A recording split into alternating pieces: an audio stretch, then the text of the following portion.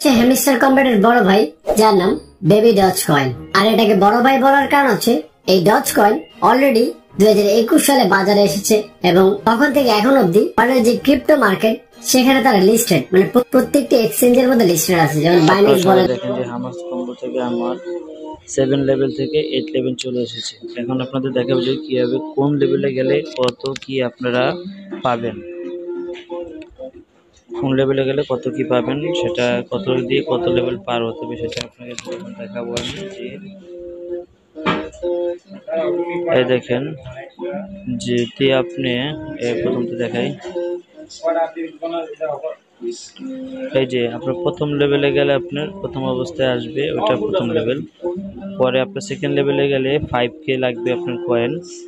তারপরে যদি আপনি গোল্ডে যান তখন 25K আপনার গোল্ড কয়েন লাগবে। তারপরে আপনার হলো যে প্লাটিনে গেলে আপনার 100K আপনার কয়েন লাগবে, 100K কয়েন লাগবে।